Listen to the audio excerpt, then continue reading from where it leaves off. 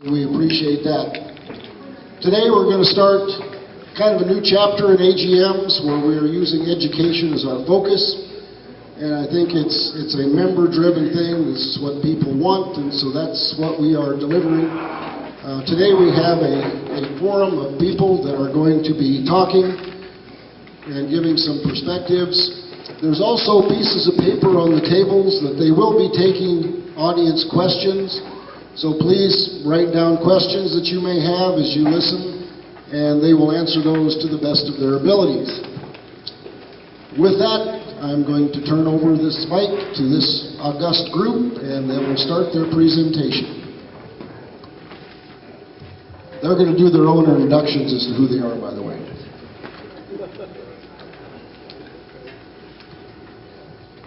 Okay, my name is Danny Collins, and I'm supposed to be the one who's asking the really smart questions.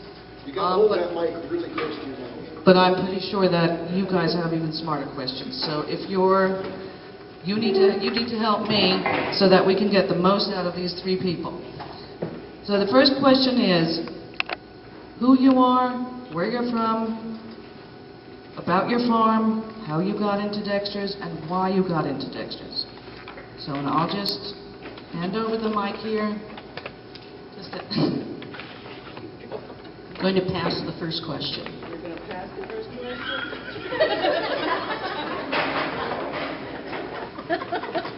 Confuse me.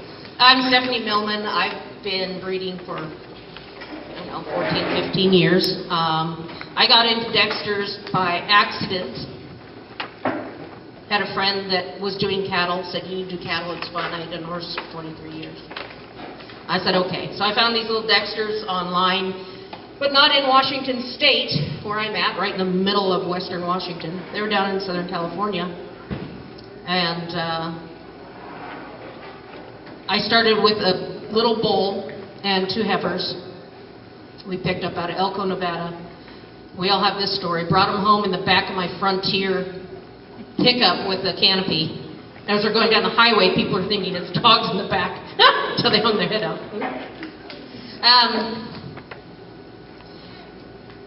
They became the too good to be true little cow, and they honestly are. They truly are the too good to be true little cow. They are. Their beef is great. Their milk is great. They're fun to raise. They're fun to watch. They're fun to breed. They're easy to breed. They're quite hardy. I show. And I've shown them since I've had them. So showing to me is a real learning experience because there's someone else's opinion out there giving you the right and wrong, and it's a lot easier not to become barn blind. And you don't always get your best information on the internet, although people might argue that. But you need to get out there and get your hands on to really learn. That's basically what I am. I do beef, I show, I do draft work, and I milk and I make product. So I do it all. No. I'm Jeff Chambers. My family and I, can you hear me? Is it close enough? We started with Dexter's in 2000, so going on 18, 19 years. We have a small farm in southeast Nebraska, 70 acres, so we don't have a lot of room for a lot of cattle. We were thinking about getting some cattle, and for some reason, I don't know if it's me or Melinda, we always want things that serve more than one function. We hate single function things. So we have dual purpose chickens. Everything we have is either triple, dual, or we make it do something that is not its primary focus. But we wanted a dual purpose cow. And back when we were looking at in the late 90s, trying to find the right dual purpose cow for our small farm in southeast Nebraska, we had the choice of some milking shorthorns that are the size of Holsteins, and they don't even call themselves dual purpose anymore. They're strictly a beef breed. You can find some milking shorthorns, I guess, back east. But, and other than that, there was 4 or 5 herds of Devons. very much far and fewer between than they are now. And there was a Smiling Papa Johnson down here in southwestern Kansas was available. There were a few other herds, so we had to go clear down to the boot heel of Missouri and picked up our first bull and two heifers, and away we went. So again, our purpose in raising Dexters is their dual purpose function. We want something that's going to give us great beef. And then we also want to be able to milk our Dexters to effect, but not have too much milk and not have to pour the feed into them to get that milk. So we really want a homestead cow, and we had no intention of ever being breeders, or certainly being on a breeders panel. That was the farthest thing for many of us. But at that time, breeding stock, as I just mentioned, was few and far between. So shortly after we got ours, people were calling us asking us if we had anything available. We said, no, we don't do that. But then we started showing, and we like Stefani said, we started showing not because, showing's fun. What's that? No, you're not going. Stefani's not going to win. But showing is a way to us to show our breeding to other people, and it's also a way to advertise the breed. And then it's also our family vacations. So I feel like I'm the straight man. So I think I've answered most of the question there. That's why we got into Dexters. Again, we don't have a lot of room. We wanted something that was multi-purpose. We use the beef, we use the milk. We show to promote our breeding and to promote the breed. And we have a lot of fun. Our lives are consumed by our Dexters at home. I don't know what our farm would be like now if we didn't have capital. So we would have time, we would have money. Okay. Am I good? All right. Starting off, I certainly would like to thank Danny and the rest of the planning committee and the association administration for asking me to come and sit on this panel, since I'm so new with this. Hopefully I'll be able to offer something that y'all can take home and kind of think about in your programs, and I'm hoping to learn from you all, since most of y'all probably have more experience with Dexter cattle than I do. My name is Richard Browning, and I'm an animal science professor at Tennessee State University, and we've been running Dexter cattle at the university for about 3 years now. It'll be 3 years probably the next week or so. And the reason why we got into Dexter cattle was the result of an administrative decision at the university. We were doing beef cattle research back in the late 90s, 2000, 2001, and then an administrative decision was made to do something different. And so we got into meat goats. And we've been doing meat goat research for about the last 15, 16 years or so, evaluating different breeds, and I think we've made a bit of an impact on the meat goat industry in terms of genetic management, breed selection, performance recording, those types of things. And then about 3 or 4 years ago, a different administration came in, and they made another decision that they wanted to get back into cattle. And one of the reasons why we wanted to get back into cattle was because a lot of our students have an interest in going to vet school, and we want the students to have exposure to something other than non-traditional wildlife, such as beef goats. And so we decided to get back into cattle, which I was kind of questioning whether we were going to get out of goats like we got out of cattle before. But we had 50 acres to work with, and so I decided that we're going to do something small and something different. And going in, looking at some of the options in terms of smaller breeds that we can work with, Dexter's the one that kept coming up in some of my investigations in terms of what breeds we may want to look at. So the decision was made, let's go with Dexter cattle. And right at the time when we were getting ready to start putting the herd together, one of the local producers was getting ready to disperse their herd. About 30, 40 miles from us. So it was really perfect. So we started the herd off with 20 cows, went out and bought a couple bulls here and there, and we've just been growing the herd ever since. Our primary focus is really looking at these animals for beef production in small-scale production systems, because that's one of the reasons why we got into meat goats, because it's something that really fits a small farm operation. And I believe that the Dexter cattle have a similar role that they can play in small farm livestock production, particularly in terms of meat animal production. And so for the last 3 years, again, we've been building the herd, adding bulls and cows here and there, and the students are really enjoying the animals. Most of our students do not have any experience working with livestock, and so these animals are not intimidating to the students. The cattle also work well with our ongoing meat goat research. They're very complementary in terms of management, and at the same time, we will be able to do some research that is applicable not only to Dexter cattle producers, but cattle producers in general, because physiologically there's not that much difference between a Dexter cow and another cow, just on a smaller scale. And so we're able to get more experimental units on our now, we're running these cattle on 2 farms, about 140, 150 acres. So we get more experimental units using Dexter cattle than we could with your typical commercial breed of animal. And that's why we've gotten into Dexter cattle. And I think one of the other interesting aspects about it, like when we got into the meat goats, we were the only institution in the country that was doing meat goat research with multiple breeds. And from my understanding, we may be one of the few, if not the only, research institution in the country that's using Dexter cattle as our research model for beef cattle or for cattle research in general.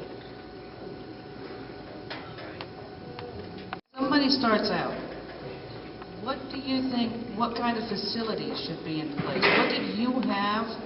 What did you figure out? What was not needed? What was absolutely necessary? How do you keep your Dexters? And just how do you maintain them in your area? Fencing, structures?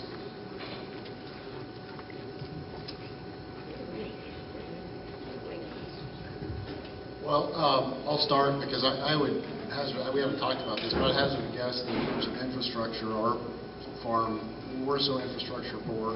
Won't be a shock to some of you that have been there, but we don't even have a squeeze chute. We've never had a squeeze chute in 18 years. And you can use you can simply put a gate on hinges into a nice big solid post and squeeze them against a wall. Yeah, and that's typically what, if there's something that we really need a squeeze chute for, I mean, we raise horn and we dehorn, but we don't dehorn ourselves. Obviously, if you're dehorning yourselves, you want something like that. But again, it gets back to why we got into this breed specifically. We got into this breed specifically because we didn't want all the high inputs. We weren't, a commercial cattle breed. We were doing this for our house, our home, our family, and that's why we selected the breed. So in terms of infrastructure beyond that, our infrastructure is really low for anyone that would see, oh, you raise cattle? Well, where's all your stuff? Well, this is it. But infrastructure we don't skimp on, and I think we've learned over the years that you have to have, and I mean just incredibly developed, is your exterior fencing should be the best you could possibly have. I would not skimp on your perimeter fencing. Also, if you're doing a rotational grazing or any interior, rotational grazing type, the use of some of your financial resources to develop that in terms of watering, in terms of movement of animals from one paddock to another, in terms of that internal fencing, that's another great infrastructure piece that I think is critical, particularly for Dexters, because I think many of us do rotational grazing types of things. The other thing, and I don't know if it's an infrastructure thing, but many of the people I see here are very old time. You're not old. You're old time breeders.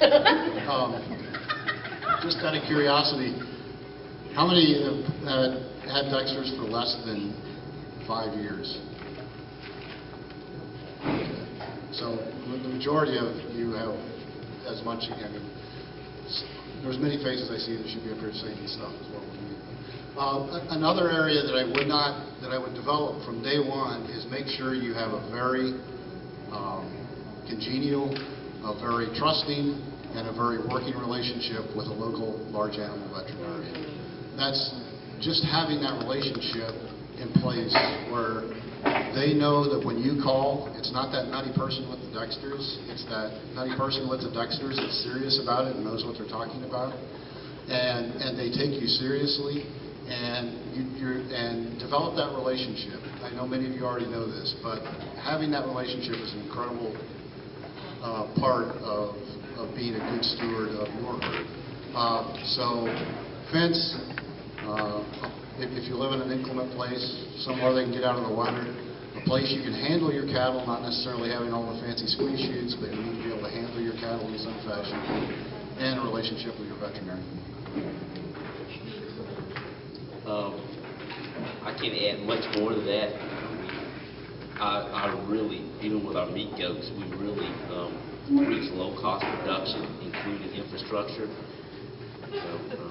Certainly that exterior fence is going to be important. And if you've run goats, you know the importance of exterior fencing. So we had a lot of that in place when we brought the cattle in. Exterior fencing is certainly important. Now, we do have 2 or 3 workstations, because a lot of what we're doing is data collection. We're doing blood sampling, palpating, what have you. And so we have 2 or 3 covered working facilities, but we don't have any barns on the place. That's something that even when we had meat goat producers come in, the first thing they notice, you don't have a barn out here. The cattle are going to be doing, whether just with the goats, whether it's calving, raising the kids, wintering, being in Middle Tennessee, our winters aren't so far that they need to be brought in for the summer or for the winter time. We do have open sheds, they have access to trees, and so they do have ability to get out of the weather when need be. But most of what we expect these cattle to be able to do is perform like we did with our meat goats. We expect them to perform out on pasture. Having those calves, raising those calves to weaning. We do very little feeding, so we don't have creek feeding stations out. We don't have dry life areas where we maintain animals. Everything that these animals are going to be expected to do is going to be out on pasture. Having a good relationship with a vet is certainly going to be important. But a lot of what we do, what we visit with producers about, and a lot of what we're doing, we piggyback off what we were visiting with meat goat producers about, is you want to be able to have these animals perform with very little input. Because it doesn't take, if you're buying a couple of squeeze chutes or a couple of creek feeders, to really have your costs go up to the point where those animals are not able to show you a return on your investment. And so whatever we do infrastructure, it needs to be functional, but it also has to be something that's not going to shoot any chance of profit that you have out the window. Exterior fencing, just some specifics on that. Keep in mind that baby Dexters are little, and it's pretty easy for them to slip under fencing. So you want that bottom board to be low enough, or you want no-climb fencing down near the bottom. If a predator can't get in, and I'm talking neighbor dogs or foxes or whatever, not big stuff, Robin. If a predator can't get in, your Dexters aren't going to get out, especially those little ones. They can slip under fences quite easily. And as far as structure goes, 3 sides and a roof. They've got to have 3 sides and a roof, and they have to have a comfortable place to lay down and chew their cud, because they're going to lose weight and they're not going to be happy if they can't lay down and chew their cud. So that would be the most important infrastructure stuff that you would want, that exterior fencing and a 3 sides and a roof, somewhere nice and clean where they can lay down and relax. Do you feed anything extra, or is it all on grass? Do your Dexters, are they just out? And then later when you bring them to the processor or whatever, do you finish on grain? Or do you use all grass? All grass. Mine are fed year round. We feed grass year-round, grass hay, protein tubs. And then depending on what we're expecting out of them, if we're expecting to milk them, or if we're expecting them to raise a calf. Wet conditions are very, very hard on cattle. Because they're, I would take the cold dry over that wet any day, because their hides are made to fluff up and insulate, and it can't do that in the wet, so it's pretty miserable. And if you look, if anyone gives Multimin 90, it's a mineral shot, you'll see on there that it says in wet conditions you give it more often, because it just sucks. It takes everything out of them. So yeah, I feed year-round, and if I'm showing, I feed differently. If I'm milking, I feed differently. I don't finish off my steers. I have no need to finish off my steers. My dexters get big and fat, no problem. But showing, you want them extra fat. Not just working. There's a difference between your working dexter and your home dexter and your show dexter. There really is. So for me, feed goes. It also has to go for heifers. Heifers need more food to grow. When the temperature drops, they need higher protein. Everything needs higher protein when the temperature drops. How do you add that? How do I add that? Grains, mineral tubs. Yeah. Don't let them waste their feed. That's a big one. Try to find a way to keep their feet up and dry. They're honestly pickier than horses, and they do love to sleep in their food. So try to have some kind of feeder. And baby heifers need more food. First-time heifers need more food. And baby bulls, the first winter off a mom, baby bulls are not as tough as you think, and they need extra care, for sure. Yeah, we do, and part of this is going to depend upon your location, like, and how much grazing area you have. But typically for us, we have our pasture cows, our mama cows that we have as a group, and they come in from pasture in November, early December if we're lucky, and the grass has grown a long time, and we're feeding them round bales from that of grass, high quality grass, or sometimes alfalfa when we have it, because we have an alfalfa field. From November, mid-November through, depending on when the grass greens up in April, late April, in our area. But so for that period of time, our mama cow herd is basically in a, not a sacrifice area, but a larger area where we feed winter hay. We then turn them out when the grass greens up and it's a sufficient height in late April, early May, and we start our mama cow herd in a rotation through some fairly small paddocks. That's the only supplement. We do put out protein tubs in the winter. We put out protein tubs, I think they're 16%, the hard lick. What about salt and stuff and minerals? Yeah, we do have salt and particularly minerals available, but the only additional, you were talking about protein, the only additional protein we have in the winter beyond the hay are those protein licks.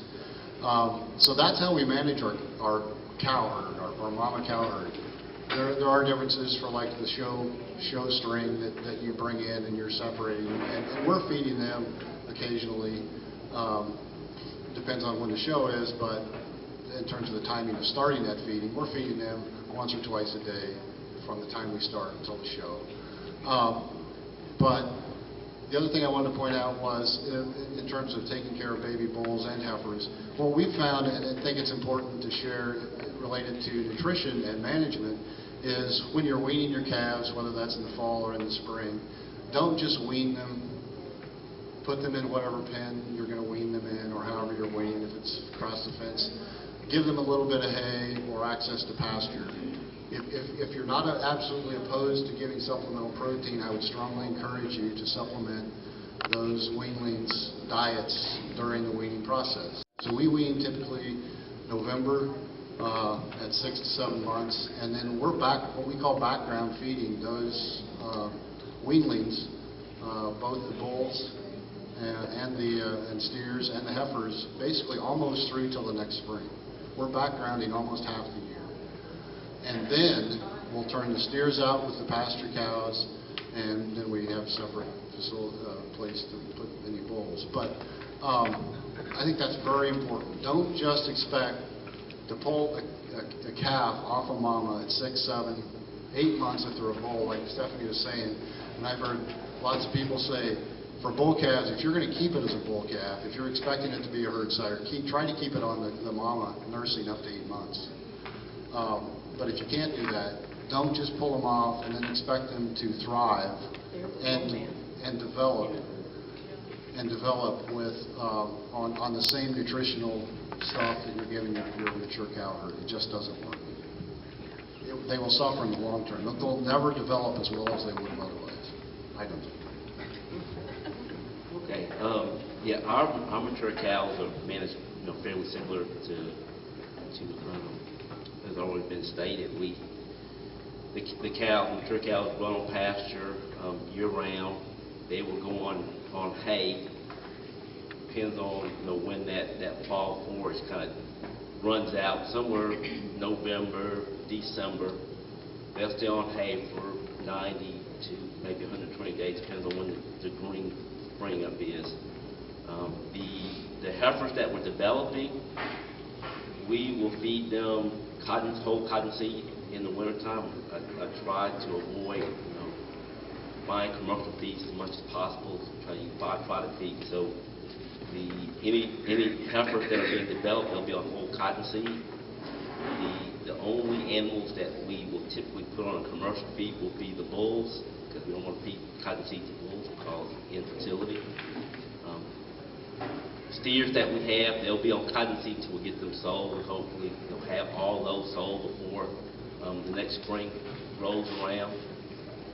But the bulls, because we have a half dozen bulls right now, they're in individual pens, so we do keep them on pelleted feed year round.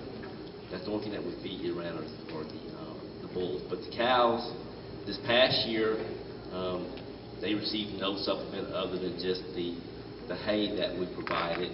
And in that case, you want to monitor the body condition of these cows. We have a spring calving herd, and so those cows are going into the wintertime in mid-gestation. Nutrient requirements shouldn't be all that high, but they are pregnant, so you do want to watch the body condition. If you see them losing body condition, then you have to go in and add something else. We may add something else, but the last couple of years, the cows maintain good body condition on just the hay that we're providing. It's just a orchard grass fescue mixed hay that we feed the cattle. And so if we can keep them on forward and they're not losing condition, we won't supplement them with anything else other than that. So what else do you provide? And what else, I'm just thinking things like fly control, vaccinations, anything else that you provide for their comfort, for their health, practices with vaccinations. How much of a stickler are you for vaccinations, or would you say, oh, vaccines don't need to be done?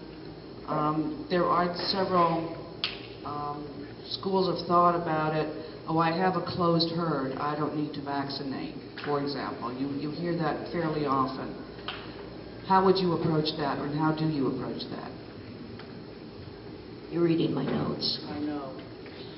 You've got good notes. Okay, extras. Salt all the time. Loose minerals, some kind of minerals are so important. Sometimes added fat. Vaccinations, I show, so my entire herd gets vaccinated. Even my old ones that never leave the property. With that said, when I come home from a show, they are in a quarantine pen for 2 weeks. I have a pen set up on my property, and there is no nose-to-nose touching, as far away as they can be from the rest of the herd completely. 2 weeks, and if I don't see symptoms, then I go 1 week longer and integrate them back in with the herd. Everything gets vaccinated, everything gets wormed. There are 3 different types of wormers, 3 different types. There's all kinds of brands, 3 different types. There's injectables, there's porons, there's feed. I use all three. You can rotate them if you want. Do you run sequence? No, I run nothing. I run. Do you have your vet run? No, Nothing? no. You just They're healthy. You're going to know if you have a healthy cow or not. If you have a cow that's starting to drop weight, lose body condition, pay attention to your animals. Get off the computer. I'm a bad one for this, you guys. You're never going to see me on Facebook. Get off the computer and go out there and brush your cow. Take its dead hair off. The question Milk was, it, do you run pet it, fecals? and take a look at it. You can tell by body condition whether you've got a healthy animal or not. But I'm just... So, yeah, we provide salt and minerals depending on the season. I mean, we in terms of fly control, we actually use some of the fly control minerals during the summer and the spring. We think that helps some. What's that? Oh, no, we haven't had much luck with like the rubbers and such. Well, you have 5 kids. No, but I don't know why. We've tried them. They just don't seem to use them. Some of them play with them and some of them don't. You can have the powders hanging off of a rope. Really? Maybe. And some of them beat on it. So for fly control, we typically try to use. We've used some parasite stuff, and that seems to have some effect. But you know, it's hard telling. The seasons vary so much. I know Patty here is a master at fly control. I've seen some of her. I've seen some of her contraptions and ideas. So when we open this up, we'll have to get Patty's input on fly control. What was the rest of it? Vaccinations. Oh yeah, we vaccinate. We don't vaccinate. It's good to vaccinate because you show up. We vaccinate because we think it's the right thing to do, and it's going to maintain our herd health. And secondarily, it's our veterinarian, who we have that good relationship with, tells us we should. So we follow his advice. And we've seen, and we've heard stories, and we've seen stories. I don't vaccinate, you know. Just up the road, we used a Dexter bull to breed a commercial for a 4-H kid, and they didn't vaccinate, and the offspring keeled over one day with blackleg. Great. So that's not something. I mean, it's great. It may never happen to you if you don't vaccinate, but why? It's so inexpensive. Prevention. Yes, one thing that's interesting about starting a new herd is you're working through things, and we're just completing our 3rd year, and so we're still kind of working through some of the parasite control protocols in terms of fly control. The first year we used the back rubs. They worked really nice. The second year we used the fly tags. This year we're probably going to go back to back rubs for the cow herd and use fly tags for the bulls. We had a real odd spring, if you can say we had a spring in Middle Tennessee. And the fly just kind of got all over us before we could even plan our fly tagging protocol. So we're probably going with back rubs for the cow herd. Vaccinating, we do the Covaxin 8 or the Cavalry 9, and we use Cattle Master or something similar to that with the Vibrio and Lepto for the breeding herds. We try to vaccinate all the cows and the bulls. 30 days before the bulls are put out, calves are vaccinated at weaning. Again, with a Covaxin or a Cavalry 9, and we'll use a different vaccine in terms of the respiratory diseases on those calves when we wean them. Back to minerals, back to nutrition. Minerals are out at all times. Of course, in the spring we use the high mag, and then we go back to a regular cattle mineral as we get into summer and moving forward. One thing about nutrition, though, is you can have a plan in place, something like tell producers, is that whether it's flies, whether it's nutrition, we're seeing this with the cattle, we certainly see it with the goats. Every year is different. So whatever you did last year nutritional-wise may be totally fine for this year, or may be different. Because every production year is different. The thing I love to tell the goat producers is that no 2 years are exactly alike. You know, unless you're raising your animals in a nice air-conditioned environment like swine producers or poultry producers, you know, every year it's going to be a little wetter, it's going to be a little drier, a little colder, a little hotter. And so you might have a set plan in place, but be ready to modify it. Because every year is a little different. Whether it's your nutritional program, whether it's your internal parasite control, your external parasite control, whatever it is, you know, monitoring the herd on a regular basis is important. You know, we don't show any cattle, so we don't have any that we go out there and brush and halter and walk them up to a barn and treat. But we do, you know, try to, you know, teach the students to know their animals. You know, we've got 60 cows out there, know all 60 cows. Know when something doesn't look right with one. You know, whether it's during calving season and a cow, like she's been in labor a little bit longer than she needs. So can we handle it? Do we need to get a vet in to help out during the breeding season? You know, watch. You know, you've got cows out there. They've got heifers. Watch the heifer calves. We have an issue with heifers coming in the heat that we need to deal with. Observation is key, and whatever kind of management situation you're in, you know, with your herd. Always know your animals, and always be sure to check your minerals. You know, you put minerals out, all of a sudden for a stretch of time they may start going through your minerals at a higher rate than normal. You go out there and your mineral feeder's empty. It might have been empty for a few days because you didn't bother to check it. Because I put a bag out, you know, a couple of weeks ago, and they usually take some maybe 3 or 4 weeks to go through it, and all of a sudden I go out, this mineral feeder's empty. And because they increased their mineral consumption, maybe some seasonal effect or something that's gone on. So always observe, and that's what we try to teach our students to do with the herd, is observe everything that's going on in the herd. So yeah, you know, we vaccinate. Our first producers, they don't vaccinate because it's a closed herd, but you know, we vaccinate. I think it's a good practice. You know, whether you're showing or not showing, we don't show anything. You know, minerals. Make sure you've got, you know, good clean source of water. We have a couple of water sources for the animals. We have a source of surface water that we pipe into the animals. We have municipal water if need be. That's important, not only in the summertime but also in the wintertime. When you lose a water supply because of busted pipes in the winter, you have another source of water. So we have 2 sources of water for the animals. And those are the things that we do outside of just the basic nutrition and general management. And some of that goes back to infrastructure. You have infrastructure if you lose your source of water for one reason or another. Those get into emergency situations, drought conditions perhaps, so you have an alternative source of water for your animals. So those things that you should think about, you know, moving forward. That's something that we think about. You know, we've done this with our first go around with cattle, with the goats, and sort of with the deck cattle as well.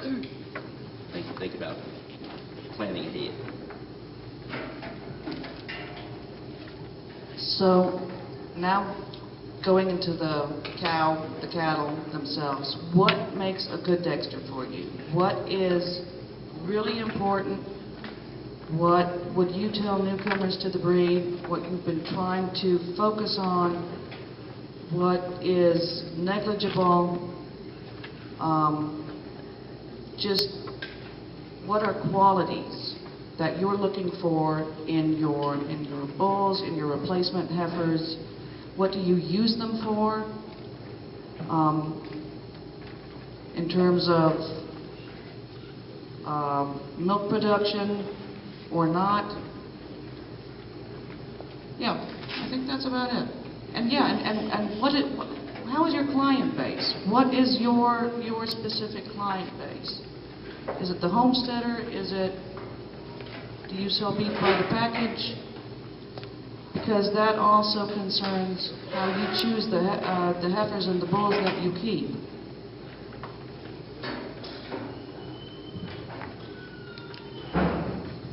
Structural would be first.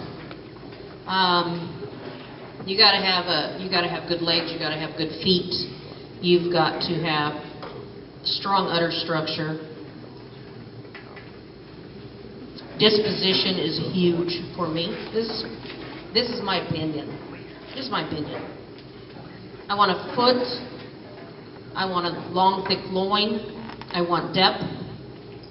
I want strong udder structure. Disposition. That will get you off the property, number one. And if you're lacking in any of those categories, you better have something really good to stay on. So there better be something more to offer. Those things, in my opinion, take the longest to breed for. The longest to breed for. Udders are so hard, and you're not going to do it in one generation. Disposition, you are not going to do in one generation. Feet, legs, you're not going to do these in one generation. It does not happen. PHA, chondrodysplasia. A2, pole, horned, color. That's one breeding. That is not that important. That's one breeding. Your most important thing is the soundness of your cow, and then what you're going to do with her. If you're not going to milk her, perhaps you don't care if she has an udder that's hanging out the back end and is massive. She doesn't need to give 3 to 6 gallons of milk a day because you're not going to be milking her. However, if she doesn't have good udder structure, she can't even raise a beef baby for you because her udder is smacking between her legs. And now you got mastitis problems, or she's stepping on teats and ripping them off. It's still important. And when people come to me and they say, I don't want a show cow, I just want a good cow. And I say, well, but wait. What are they judged on in the ring? In the ring, they're judged on what they're going to put on your table and in your freezer, and how long they can do that for in their lives. This past year has been kind of rough on Emerald Park because we have lost 5 or 6 of our main herd that I started with. They were 18 and 19 years old, and that was the end of their productive life, including my herd bull Frederick. He's now gone. Probably one of the most influential breeding bulls in the breed, because he was basically the first bull to have a hip. He had a lot to offer. Disposition. Everything I was looking for. I'm giving up my last one this year, and that's Saltaire Susie. She's 19, and she's going to go on. Actually, she's going to go on to a new home. But Hillview, Evelyn Anderson started. Patty, when?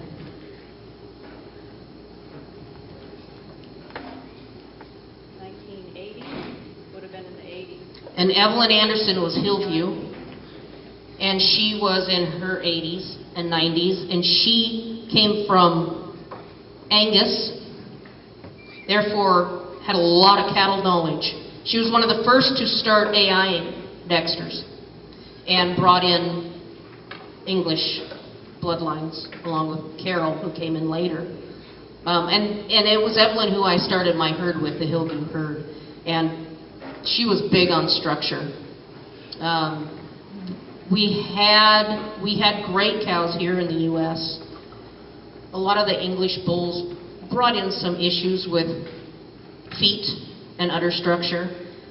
And then there was a whole wave of non-Dexters, almost to the point of extinction, I believe. And then people started getting into them again.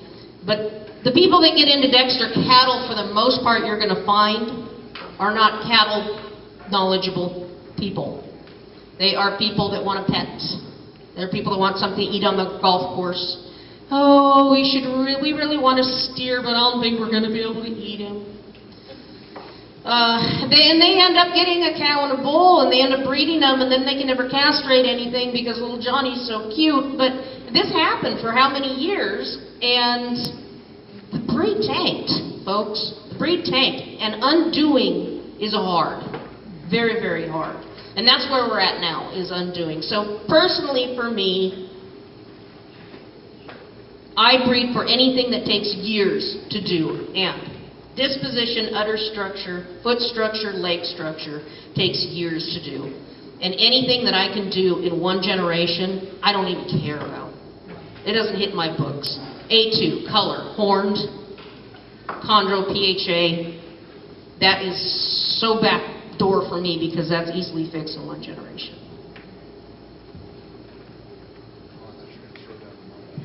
I'm going to applaud. I don't know how I follow that up. Amen.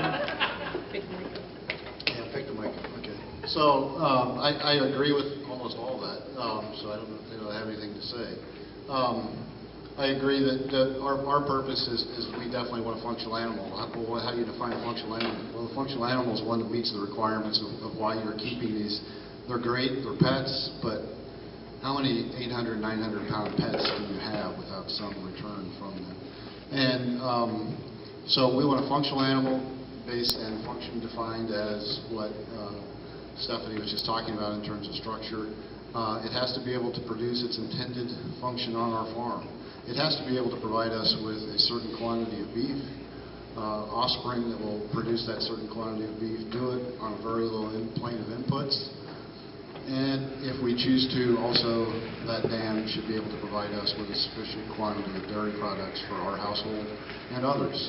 That's basically what we're trying to do with our herd. And to do that with our herd, we're using all the tools and techniques that cattle breeders have used forever in terms of defining what is a good, functional, structurally correct cow that will last a long time. There are many tools to do that. I'm going to promote the linear classification tool that the ADCA has had. That's a very good tool for you to use in determining what you have in your herd, how you can move your herd forward, and what you need to correct in your herd to make it better.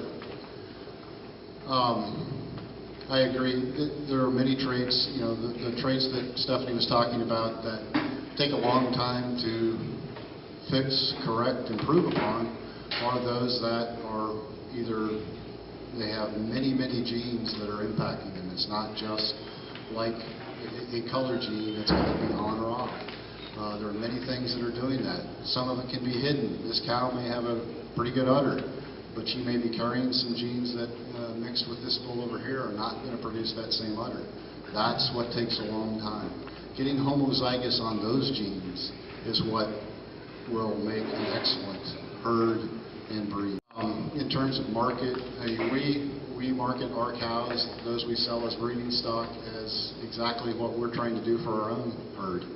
For our own personal herd, we want it to be able to, like I said, produce that beef, produce that dairy product, and to do it on a low plane of inputs and not overwhelm us. So that's our market. It's both a homestead market. We sell quite a few people that want to milk. I couldn't agree more with Stefani saying I don't need a show quality cow, because what that's telling me is I don't really care how good my cow is. I mean, it's not saying that showing defines quality. It's saying that the things that are looked at in people that show cattle are things that make good cattle. And that if you choose not to show, that doesn't mean you can't have good cattle. That's not what I'm saying at all. And then we sell quite a few to other breeders, and that's our market. And we do, in terms of beef production, we sell all our weanling steers as basically weanling steers or bulls to other folks in the operation. We finish our beef for our household and our family primarily.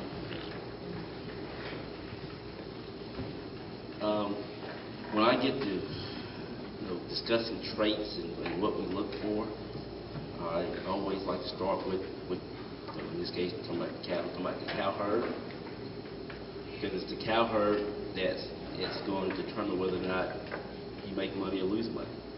If profit is one of your objectives. I know some folks are doing it just for fun and games, and they don't care whether they make money out of it. When I speak with producers, I make the assumption that they're trying to make a little bit of money. If they put $1 in, they hope to get $1 and a dime out of this operation. And so for me, I start with the cow herd, and trait number one, above all else, is she weaning a calf on an annual basis? Pretty is fine, but productive is what's going to make you money. And so when we evaluate the cow herd, we want to know, is this cow raising a calf on an annual basis? Every 365 45 days or so, is she raising a calf? And you know, that's our primary trait we look at. And then after that, you know, then we may start looking at some of the structural issues. If we're looking at our bulls, you know, we're using our bulls to improve the herd, and if you're trying to improve udder structure or leg structure or whatever trait it is that you're trying to improve upon, you're going to use your bulls to do that. Those cows, their job is to get pregnant, raise that calf every 12 months, and that's what we're looking at. We've had cows with really pretty udders, but they wouldn't raise their calves. We've had cows that have some really jacked up looking udders, and they raise some of the nicest calves that we've had. You know, if we're selling market steers. And all of our bull calves up to date, we banded every one of them and sold them all for slaughter steers. And we've been fortunate that we've been able to sell all of our steers, you know, within 2 to 3, 4 months of weaning them. They're off the place, and we're ready for the next calf crop. And so we talk about what traits should we be looking at. Certainly those fitness traits, which is reproductive performance, the ability of this animal to stay healthy, maintain body condition without an awful lot of inputs. If I have a cow that I'm constantly having to bring up to be medicated, or have to be on feed away from the rest of the herd, then she's probably not going to be a profitable cow feed, and so she probably has to go. And so think of that cow herd. Oftentimes, this with our goat producers, we put a lot of focus on bulls, calves, and steers, but money is going to be made or money's going to be lost on the quality of that cow. And her primary job is to raise a calf every year. If she doesn't do that, then you're running the risk of suffering a loss. It's hard enough to turn a profit on some of these cattle when prices are good and your reproductive performance is fine. And one thing I will say is that numerous economic analysis, when we look at the traits that are important in terms of profitability, we talk about growth traits, we talk about carcass, milk yield, what have you. Nothing, the nicest average daily gains, you can have the nicest milk yields. These cows aren't producing calves. All that's just for academic discussion only. So when somebody asks me what is the trait that's important for me, it's always reproductive performance in that cow. Trumps everything else that you can look at. Coat color, milk status, what have you, nothing tops reproductive performance. Whether you're talking about a herd of 5 cows or a herd of 105.